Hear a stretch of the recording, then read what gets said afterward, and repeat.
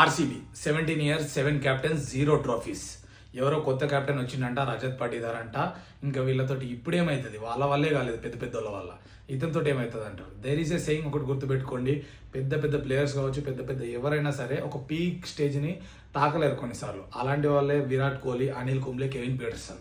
Personally they are gods, but captaincy విషయానికి వస్తే వాళ్ళు కప్పిని చూడలేకపోయారు. But there is a saying ఒకటి ఉంది, గుర్తుపెట్టుకోండి, ఒకడు వస్తాడు తరాన్నే మార్చేస్తాడని. మేబీ రజత్ పాటీదార్ అవ్వచ్చు. ఇప్పుడు ఎట్లా డిసైడ్ చేస్తారు? రజత్ పాటీదార్తో కాదు, ఆర్సీబీతో కాదు అనే వాళ్ళందరి గురించి మాట్లాడుతున్నాను నేను.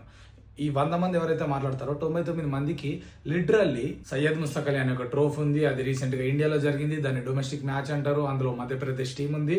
మధ్యప్రదేశ్ టీంకి కెప్టెన్ రజత్ పాటీదార్ 400లకు పైగా రన్నులు కొట్టిండు. 9 innings 60కి పైగా యావరేజ్ ఉంది. వాళ్ళ టీంని ఫైనల్కి తీసుకెళ్ళిండు. ఫైనల్లో కప్పు చేజారిపోయింది. అంతేగాని ఆ కెపబిలిటీస్ క్లియర్గా కనబడుతున్నాయి. ఈ డేటా ఎవరికి తెలీదు.